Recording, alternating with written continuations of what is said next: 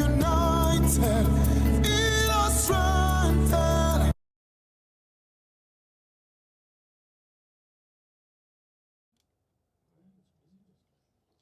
Yes, we are united in our strengths. Good morning and welcome to today's program on Lagoon Radio, State of the Nation, our political program on Lagoon Radio, your number one online gospel radio in Nigeria and the official radio of the Anglican Communion Diocese of Lagos. Of course, we are transmitting live from the Diocesan Media Center 29, Marina, Lagos. It's a beautiful Thursday morning, the 20th day of April 20, today's edition of the program. And like you know, the elections have ended. And we are in for another battle in the House of Assembly. This time around, who will be the principal officers of the House of Assembly? Yes, there has been calls and there have been agitations from different parties, different groups. Everyone wants their own. Some people have said we need to zone, and some have said we need experience. So on this note, this morning we'll be looking at the battle for the leadership of the 10th Assembly. And our guest this morning, I will introduce my guest when we come back from this break. But don't forget, you can download the app on Google Play Store and Apple Store. Follow us on our social media platforms on Facebook, Lagoon Radio Nigeria, and on Twitter and Instagram, LagoonRadio.Ng. Yes, we'll be right back after this break. Keep listening to us.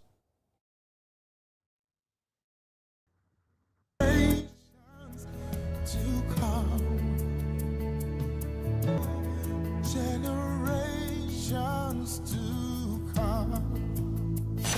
This is Lagoon Radio. This is Lagoon Radio. We stand as a people with one song, with one voice. We're a nation.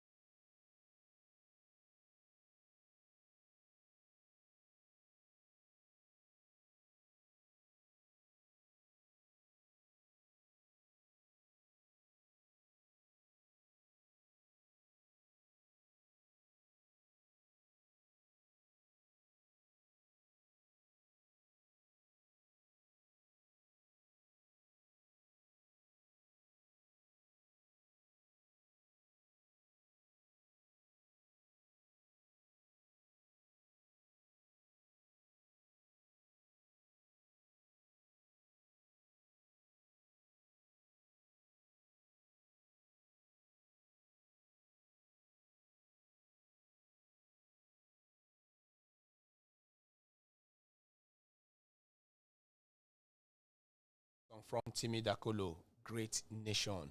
Do you still believe in Nigeria? After the election, a lot of people, or some people said that they no longer believe in this nation. But some people said that is a path to new Nigeria, that will still believe in this nation and we will get it right. Remember who told the leadership of the 10th Assembly. And of course, our guest this morning is Comrade Azubike Ishinwaji. He is the Assistant Public Secretary, APC, Njaba local government area, all the way from Imo State, and he's also a public analyst. Together, we'll be discussing that battle for the key positions in the House of Assembly, the 10th Assembly. And a lot of people have said that the Ninth Assembly, like the members of the Ninth Assembly, they have said that that is the most responsible assembly in Nigeria since 1999. But a lot of people have criticized that assembly, but we are now looking forward to the Ninth Assembly. What does the future hold for Nigeria, the legislative arm of the country in Nigeria? Time will tell as we go look down on this.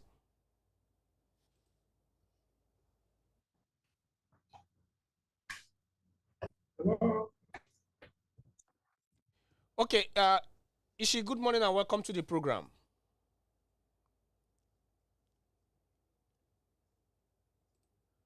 Comrade Ishi Waji.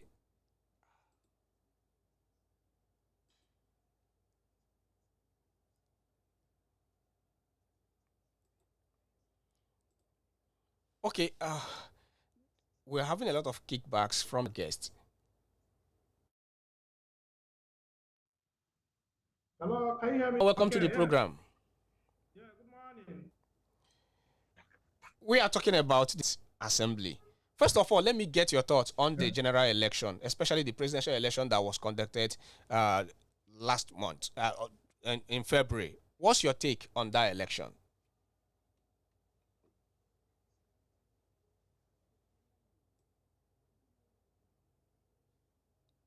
Okay, I believe that the just people is the successful one.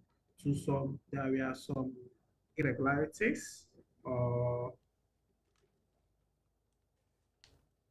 I don't think that there has ever been any election in the world where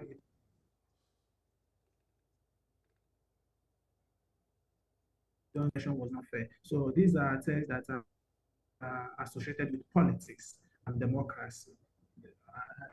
I think the most important thing is that the election has gone, and Nigerians have also decided, and the umpire, which is INEC, has also declared a winner. So anybody who feels that his mandate was that Nigerians' mandate that has been declared by INEC is not the way it's ought to be, should go to court.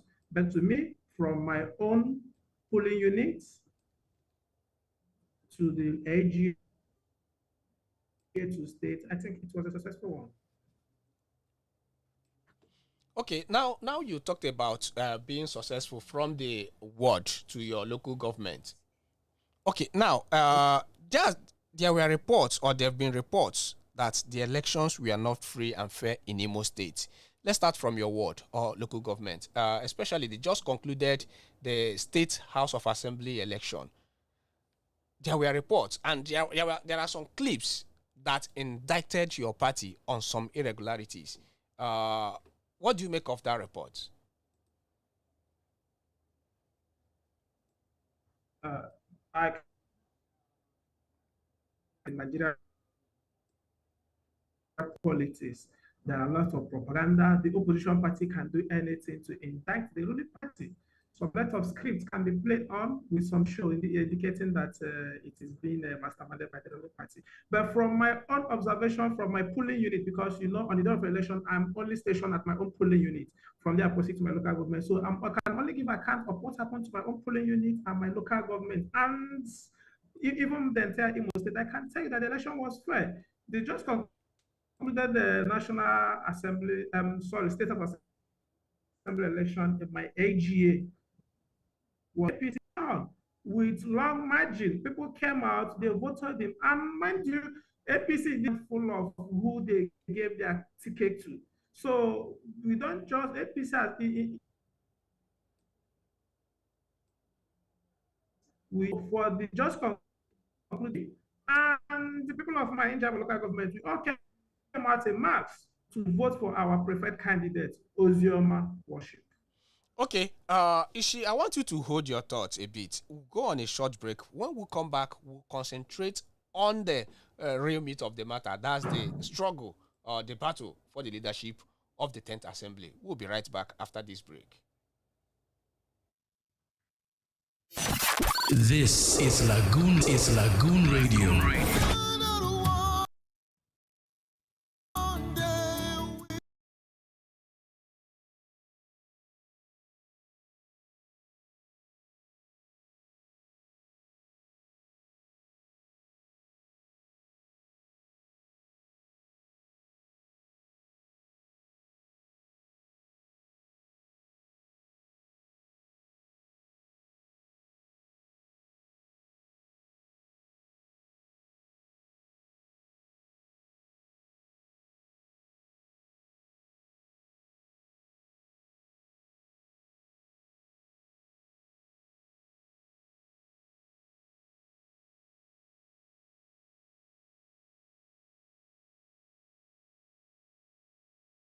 You're still listening to Lagoon Radio, your number one online gospel radio in Nigeria and official radio of the Anglican Diocese of Lagos. And we are transmitting live from the Diocesan Media Center 29, Marina, Lagos. Don't forget to download our app on Google Play Store and Apple Store. Follow us on our social media platforms on Facebook, Lagoon Radio Nigeria, and on Twitter and Instagram, Lagoonradio.Ng. And our guest is Comrade Azubike Ishinwoje. He is the assistant Public Secretary, APC in Jaba Local Government in Imo State, and he is also a public policy analyst. Now, let's leave Imo State for a bit and let's look at, let me ask you, before we jump into the 10th Assembly, how would you assess the 9th Assembly that will be rounding off in June? What's your assessment of the performance of the 9th Assembly?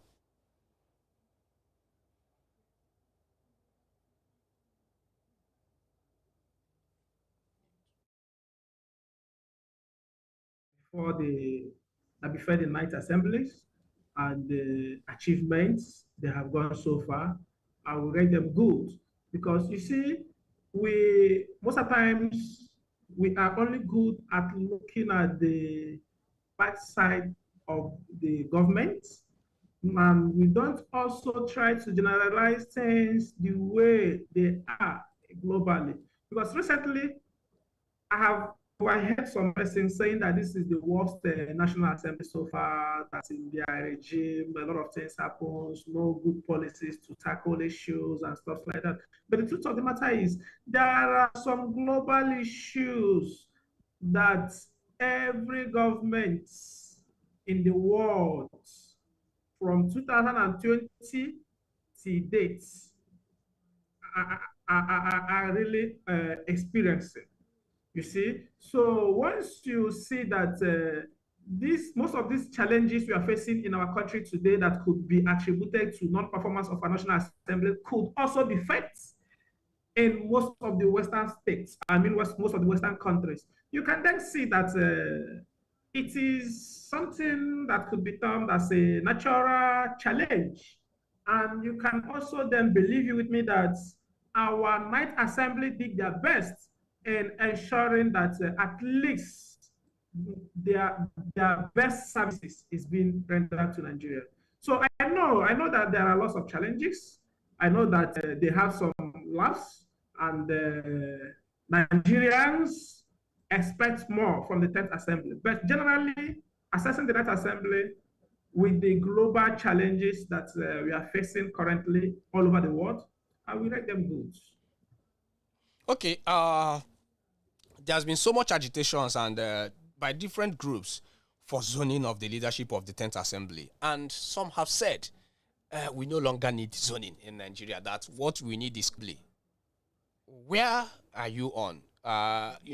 During the presidential election, APC didn't really zone the presidency, but it was the governors that came and said, we are going south. Now, where are you on this part? As an APC member, are you part of the people that are saying zoning or merit or competence? Pardon, please? Pardon? I said, as an NPC member, where are you on this? Are you part of the people saying zone it? or part of the people saying merit, or part of the people saying competence? You see, to me, zoning and merit should go together. So when you talk about merits and competence, I think that for one to be nominated as a senatorial aspirant, or for one to pick the nomination form as a senatorial aspirant, the person must have seen himself as to be merited that position. Now, for the party, I'm not talking about APC now, I'm talking about all parties across the state, across Nigeria. For the party to sit down, screen, disqualify, and clear some candidates, clear some aspirants, thereby projecting one person as a candidate of that position. That means the person is competent, the person is qualified, and the person is good to go. Now, so when you say that the zoning of the 10th Assembly should be done on competence, not minding zoning, to me, there is a foul language, or there is a, will I say, because every candidate is qualified to contest for that position. And for a candidate to emerge as a winner, that means that that candidate is also qualified to do that job. So now, what I think that good thinking Nigerians should look at is the more credible among the credible candidates. And for the fact that all of them are qualified and credible and competent as well, so you see that the next area that should be taken into consideration is zoning. Because now Nigeria as large as many cultural and ethnicity group, you see that, and you can bring in fairness to everybody, is by making sure that every zone in Nigeria participates in the national leadership of Nigeria. So now that we have had this president who is from the South, so I think that who is from the South, and following the previous administration positions held by so many people from other regions, I think that it is the right time for the Southeast, because prior to now, we the Southeasterners have been agitating for Nigeria for president's position. But hence, we couldn't, our brothers from the Southeast that contested under my party couldn't get the tickets, and we supported our brother from the South, who, so I think that it will be fair enough if the 10th Assembly should look into the well-being of the Southeasterners who have been feeling marginalized, who have been feeling country for years, to now assume this Senate president's position. Okay. So summarily, I think that zoning and competence should be a criteria in choosing the 10th Assembly.